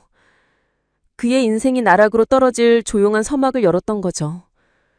제가 준비한 반격은 이제부터 시작이었고 저는 그의 모든 것을 빼앗아갈 준비가 되어 있었답니다. 그의 절망적인 얼굴을 뒤로하고 저는 당당하게 문을 나섰어요. 그동안 억눌려 왔던 모든 감정들이 해방되는 듯한 시원한 기분과 함께요. 이혼 소장을 접수한 날, 저는 그동안 억눌렸던 숨통이 트인 듯한 해방감을 느꼈어요. 하지만 동시에 이제부터가 진짜 전쟁의 시작이라는 것을 직감했죠. 남편은 제가 소장을 접수했다는 사실을 알고는 그야말로 경악했어요. 저녁에 집에 돌아오자마자 제게 미친 듯이 소리를 질렀죠. 당신 지금 무슨 짓을 저지른 줄 알아? 당장 소송 취하해. 내가 어떻게든 막을 거야. 그의 눈은 벌게 충혈되어 있었고 얼굴은 분노로 일그러져 있었지만 저는 더 이상 그의 고함에 움츠러들지 않았어요. 이미 늦었어. 소장은 접수됐고 이제 법이 알아서 할 거야. 당신이 아무리 발버둥 쳐도 소용없어. 저는 아주 냉정한 목소리로 답했어요. 그 순간 남편은 이성을 잃고 제게 달려들려 했지만 저는 미리 변호사님과 상의했던 대로 녹음기를 켜둔 상태였죠. 이런 식으로 나오면 당신만 더 불리해질 거야. 폭력까지 행사하면 감당 못할걸? 제 말에 그는 멈칫했어요. 그도 법적인 문제에 휘말리는 것을 두려워한다는 것을 알고 있었으니까요. 며칠 후 법원으로부터 이혼 소장 사본이 남편에게 송달됐다는 연락이 왔어요. 남편은 그때부터 저를 대하는 태도가 180도 달라졌어요. 예전에는 저를 무시하고 하대했지만 이제는 비굴하게 매달리거나 아니면 저를 회유하려는 듯한 말을 하더군요. 여보, 우리 다시 잘해볼 수 없을까? 내가 정말 잘못했어. 당신 없이는 못 살아. 아이들 생각해서라도 한 번 더 기회를 줘. 하지만 그의 말은 저에게 아무런 감흥도 주지 못했어요. 이미 수많은 상처가 쌓여 견고한 벽을 쌓은 저의 마음은 흔들리지 않았죠. 저는 변호사님의 조언대로 남편의 회유에 넘어가지 않고 모든 소통은 변호사를 통해 할 것이라고 단호하게 말했어요. 그때부터 저희 부부는 마치 한 지붕 아래 사는 남처럼 지내기 시작했어요. 식사도 각자, 잠자리도 각자. 아이들에겐 최대한 티내지 않으려 노력했지만 그들의 눈치 없는 질문에 저는 때때로 가슴이 아프곤 했죠. 엄마, 아빠 왜 같이 안 자? 그럴 때마다 저는 애써 미소 지으며 아빠가 요즘 회사 일이 바빠서 그래 라고 둘러댔죠. 본격적인 법정 다툼이 시작되었어요. 첫 변론 기일, 법정에 들어서는 남편의 얼굴은 잔뜩 굳어 있었어요. 그는 저를 흘낏 쳐다봤지만 저는 그의 시선을 피하지 않았죠. 그동안 제가 흘렸던 눈물과 고통을 떠올리며 저는 더욱 단단하게 마음을 다잡았어요.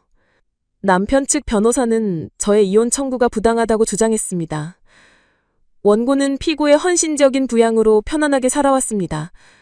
단주 장모님의 병간호 문제로 감정적으로 이혼을 요구하는 것은 부당하며 이는 명백한 유책 배우자의 행위입니다. 그들은 저를 마치 이기적인 여자라도 하는 양 매도했어요. 하지만 저는 그런 주장에 조금도 흔들리지 않았죠. 저는 그동안 모아두었던 증거들을 변호사님께 넘겨드렸고 변호사님은 차분하게 남편의 위선을 하나씩 벗겨냈어요. 저희 측 변호사님은 먼저 친정엄마의 진단서와 입원 기록을 제출했어요. 그리고 남편이 친정엄마의 병간호를 외면하고 병원비를 지진하지 않은 사실을 구체적으로 설명했죠. 이어서 제가 제출한 출가 외인이라고 했던 녹취록이 법정에서 재생되었어요. 남편의 냉정하고 이기적인 목소리가 법정 안에 울려 퍼지자 판사님과 상대 변호사의 표정이 미묘하게 변하는 것을 느꼈어요. 남편은 얼굴이 벌개져서 변호사에게 귓말을 하더군요.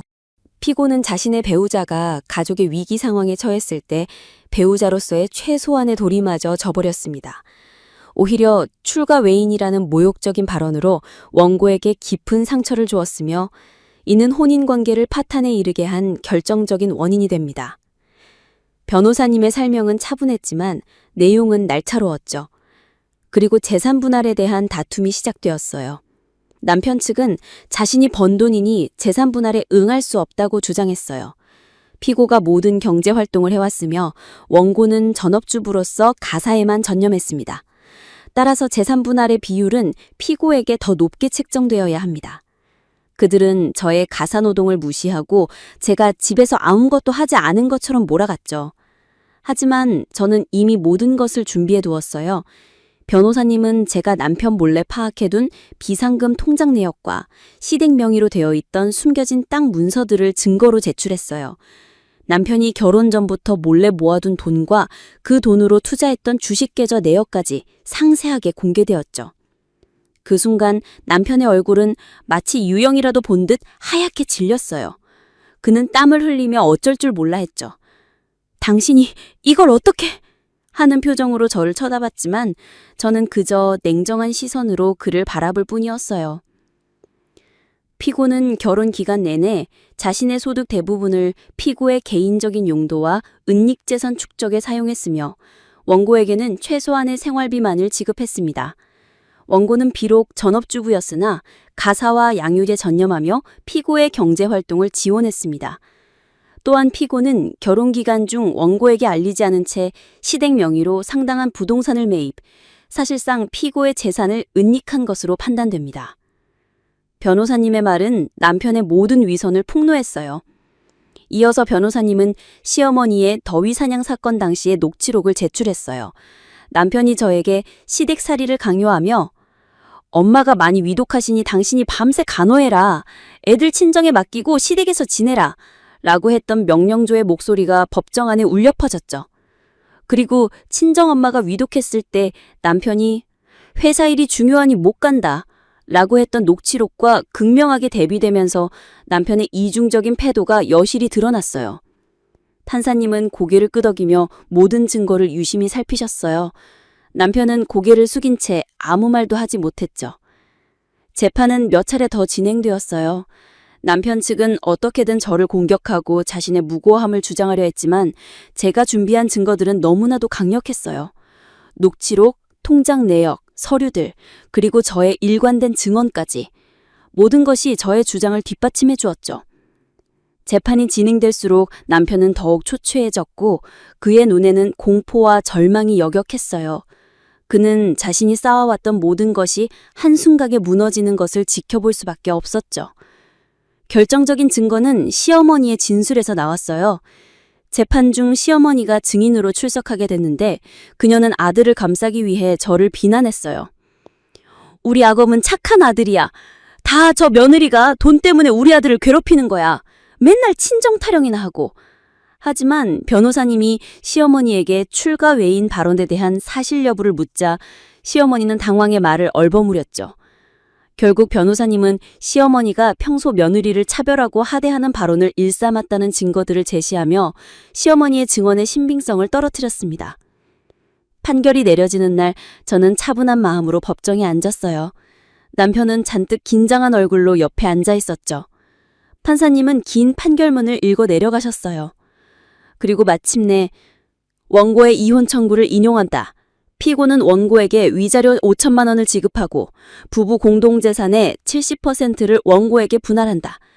또한 자녀들의 양육권은 원고에게 뒤속된다. 는 주문이 울려 퍼졌어요. 저는 판결 내용을 듣는 순간 제 귀를 의심했어요. 70%? 생각했던 것보다 훨씬 더 큰 비율이었죠. 아마 남편이 숨겨둔 재산과 시댁 명의의 땅 문서까지 포함된 결과일 거예요. 그 순간 제 눈에서는 뜨거운 눈물이 흘러내렸어요. 그것은 슬픔의 눈물이 아니었어요. 억울함과 고통을 보상받는 통쾌함과 해방감의 눈물이었죠. 제 옆에 앉아있던 남편은 판결을 믿을 수 없는 듯이 그 자리에서 주저앉아 버렸어요. 그의 얼굴은 절망으로 일그러져 있었고 마치 모든 것을 잃은 사람처럼 허탈해 보였죠. 법은 누구의 편인가? 그동안 저는 법이 강자의 편이라고 생각했어요. 하지만 제가 치밀하게 준비하고 변호사님의 도움을 받아 증거를 하나하나 제시하자 법은 결국 저의 편에 서주었어요. 정의가 살아있다는 것, 그리고 제가 겪었던 모든 고통이 헛되지 않았다는 것을 깨닫는 순간이었죠. 그의 이중성과 비열함은 법정에서 낱낱이 파헤쳐졌고 그는 자신이 그토록 중요하게 여겼던 사회적 체면과 재산을 한순간에 잃게 되었으니까요. 법정을 나오면서 저는 새로운 세상이 열리는 기분이었어요. 발걸음은 가볍고 마음은 평화로웠죠. 저는 더 이상 남편이라는 굴레에 갇히지 않았고 시댁이라는 그림자 아래서 고통받지 않아도 되었어요. 이제 저는 제 자신의 삶을 살 수 있게 된 거예요. 출가 외인이라며 저를 내치려 했던 그들의 말은 결국 저를 자유롭게 하는 주문이 되었답니다. 저는 그날 비로소 진정한 저를 찾은 기분이었어요. 법정에서 승소 판결이 내려지자마자 남편은 그 자리에서 그대로 주저앉았어요. 그의 얼굴은 피 한 방울 없는 듯 창백했고 눈은 초점을 잃은 채 허공을 응시하고 있었죠. 마치 영혼이 빠져나간 사람처럼요. 저는 그런 남편을 차가운 시선으로 잠시 바라보다가 변호사님과 함께 법정을 나섰어요.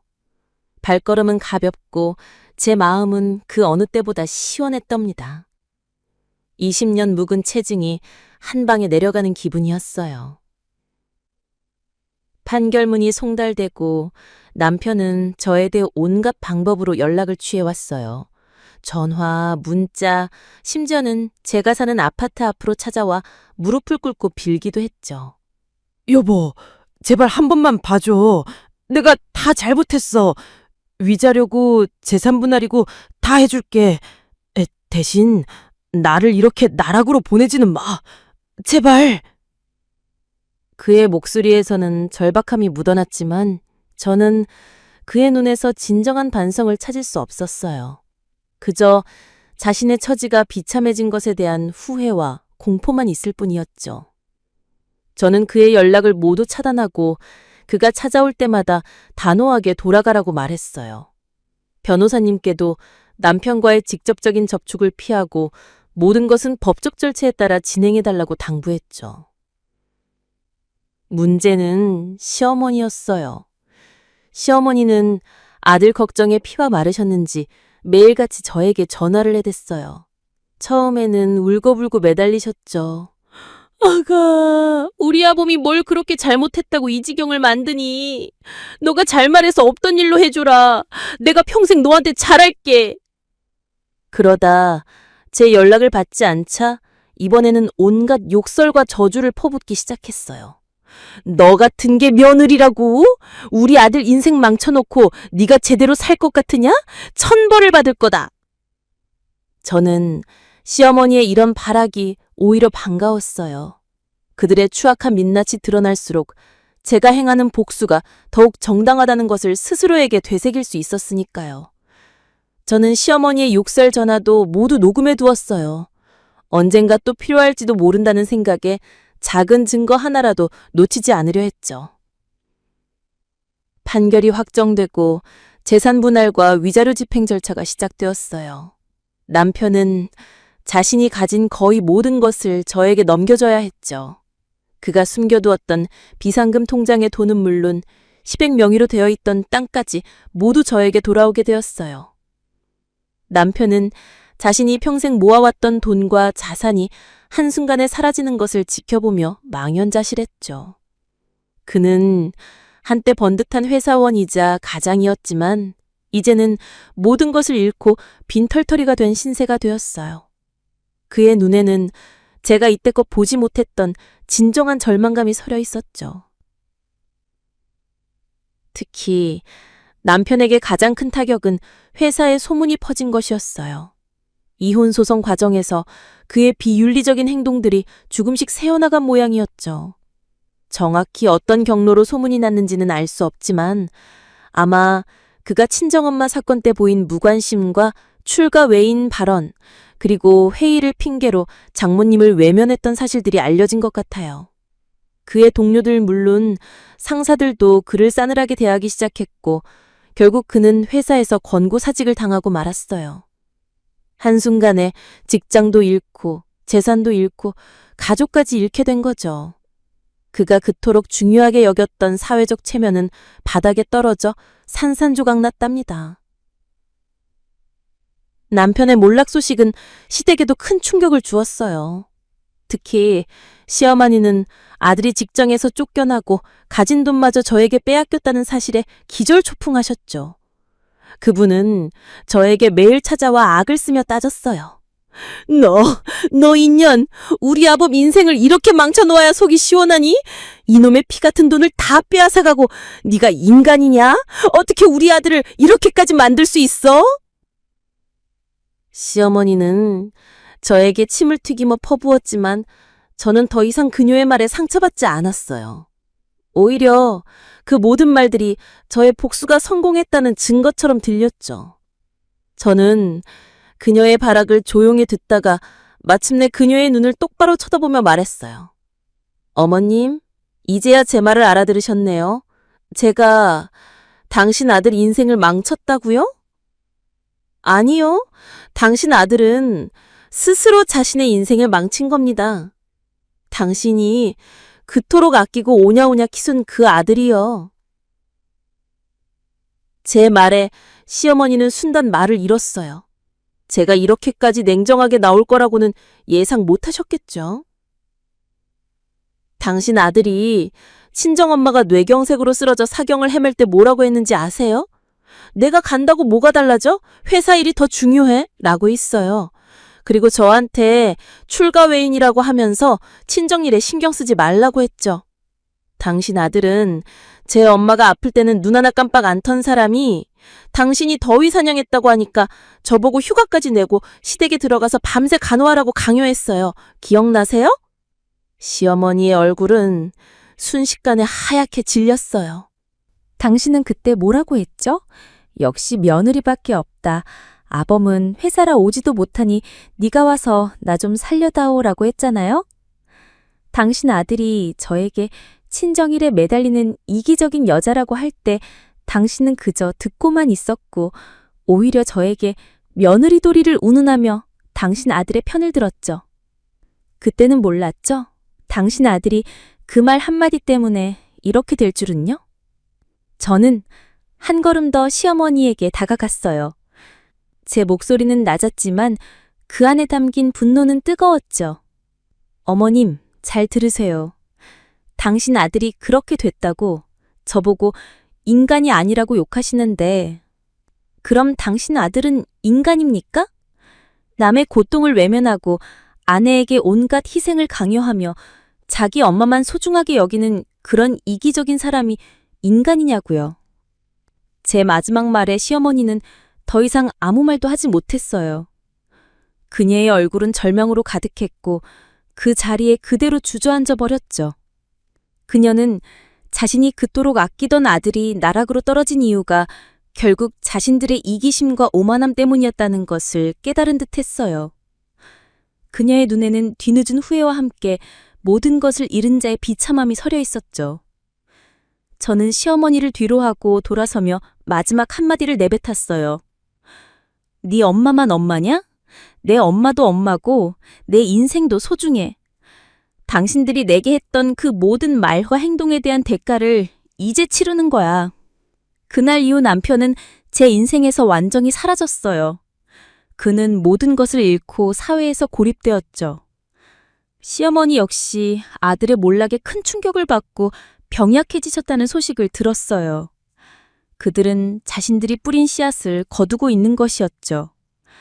저는 그들의 비참한 결말을 보면서도 아무런 동정심도 느끼지 못했어요.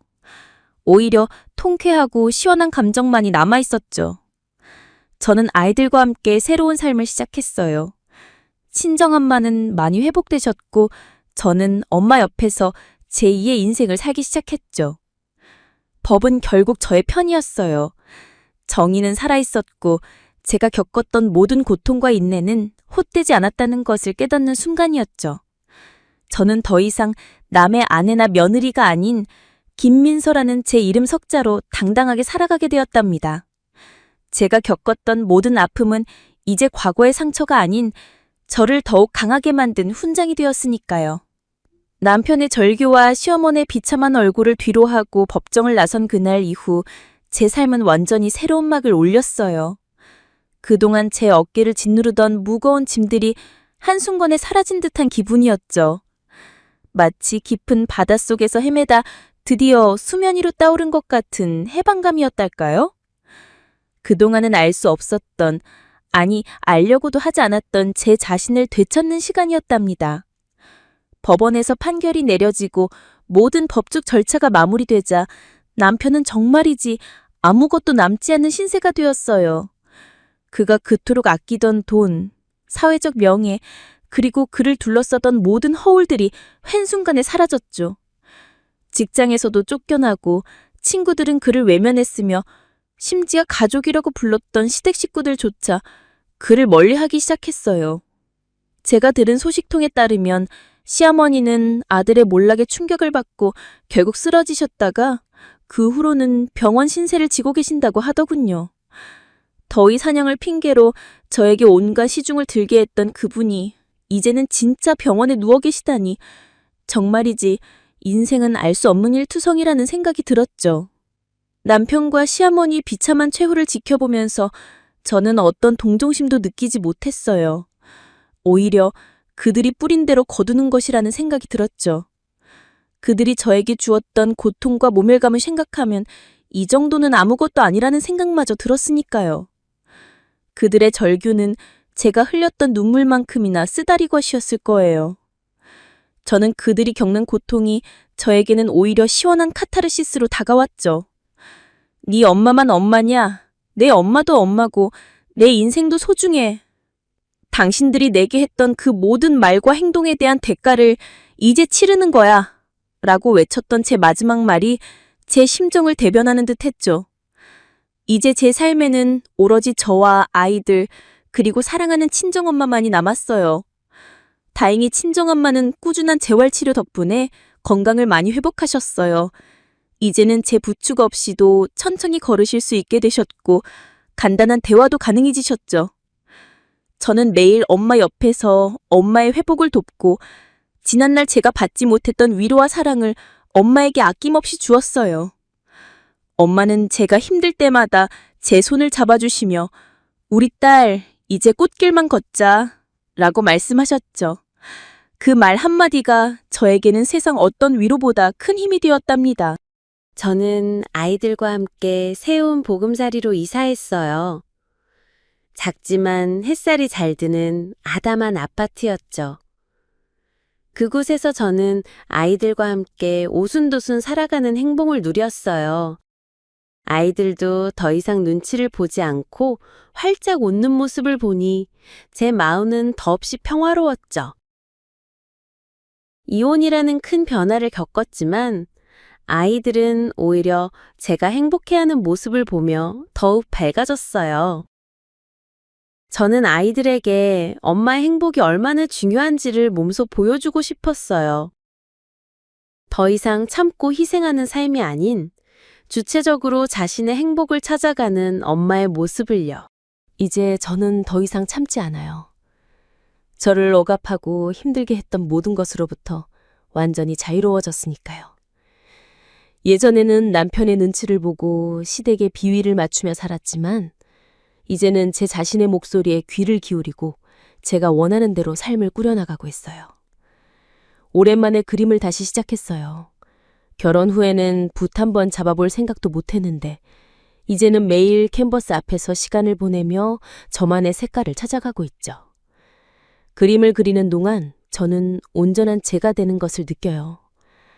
가끔 옌달 생각을 할 때면 제가 어떻게 그런 삶을 견뎌냈을까 하는 생각이 들어요. 하지만 그 모든 고통과 인내가 저를 지금의 저로 만들었다는 것을 알고 있어요. 제가 겪었던 아픔은 저를 부수지 못했고 오히려 저를 더욱 단단하고 강한 사람으로 만들었으니까요. 저는 그 경험들을 통해 삶의 진정한 의미와 가치를 깨달았어요. 그리고 무엇보다 저 자신을 사랑하는 법을 배웠죠. 저는 이제 당당하게 말할 수 있어요. 저는 실패한 결혼 생활을 끝낸 것이 아니라 제 인생의 새로운 장을 열었노라고요.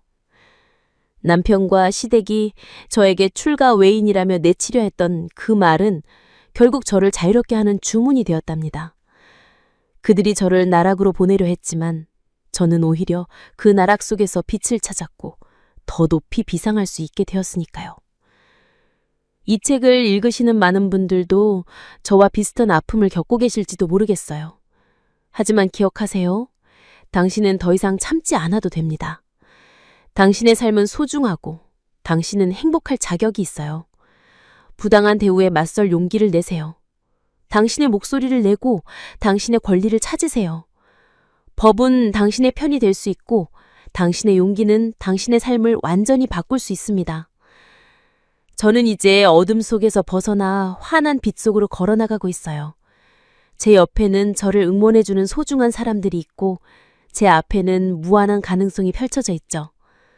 저는 더 이상 참지 않고 제 삶의 주인이 되어 행복하게 살아갈 거예요.